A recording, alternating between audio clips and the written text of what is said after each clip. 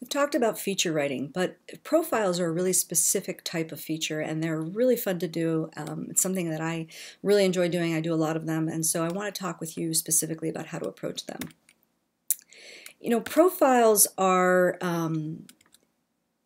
they're just amazing to do because everybody's got a story. So some people's stories are more newsworthy than others. Some, examine characters, or they're looking at struggles or dreams. Really, if you look at each one of them like they're a mini biography, you'll really try to approach them in a very comprehensive way that gets us to the heart of this person or place or any single entity that you're looking to focus one story on.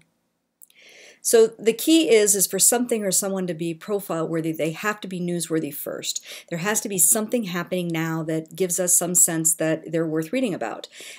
There also has to be something about them that's unique, something they do differently than other people. Now, everyone is unique in some way. The question is, can you find it about your subject? So let's look at some ideas here. Is this profile worthy? This, of course, is Buckeye Donuts. It's been around for a long time, a lot of years. If nothing much has changed, I'm not really sure how profile worthy Buckeye Donuts would be. However, so I'm going to say no to this. What we are going to say yes to is this, Buckeye Donuts' new food truck. So when this new food truck came out, the editor of The Lantern wrote a story about this because it was new, it had proximity to our readers, it was something that had impact on them, but they focused on this one single entity and did a look at a kind of a biography. Where did it come from? Where did the idea come from? How did it get developed? How did it get executed? And where is it now? That's really what we're looking for in a profile. All right, so is this guy profile worthy? I would probably say yes. This, of course, is Braxton Miller when he switches to a new position on a national championship team. He is certainly profile worthy. Now, how about this guy, Cardell Jones? I would certainly say that he's profile worthy as well, of course.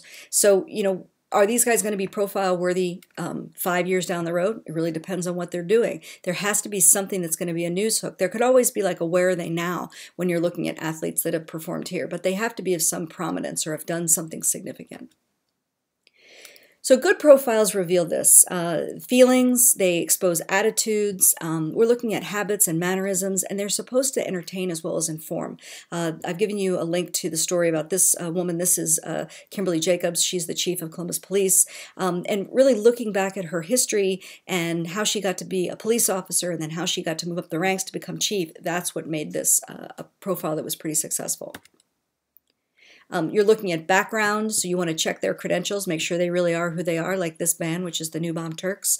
If you wanted to do a profile on them, you'd want to dig up their past. So 3 of them were students at Ohio State. They might be a good story at some point. Read old news clips because they've been around for a while. You want to consult with colleagues, family, friends, about their life and about their career. But it really all comes down to interviewing. This is really a test of your interviewing skills. How well can you get complete strangers to tell you the most intimate details of their private life? And that's really what makes a profile come to life.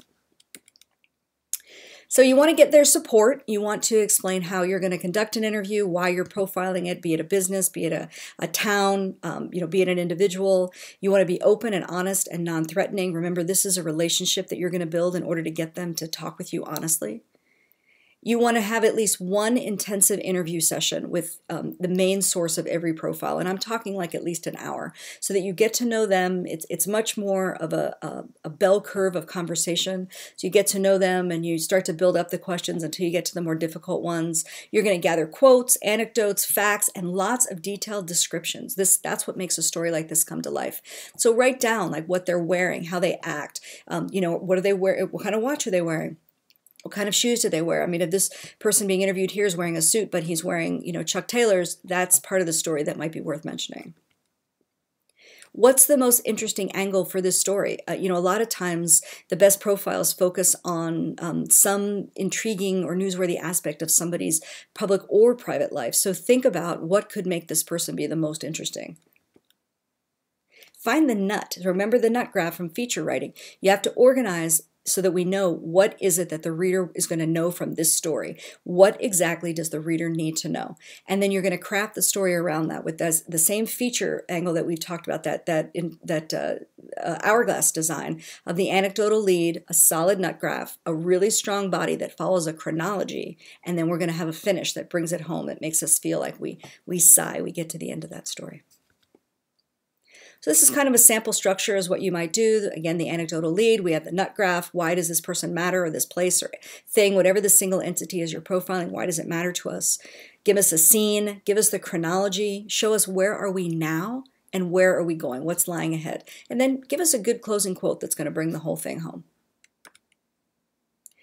Talk to your subject. Talk to as many other sources as you need. Watch them at different points. Get people working and playing. Don't just get them sitting at a coffee shop or at a desk. You need to see people in real life in real time, or see people really in their community. You know, I did a profile once on the Columbus Arts Festival. So, you know, I had to see the people in their real element working. I couldn't just interview them at a desk.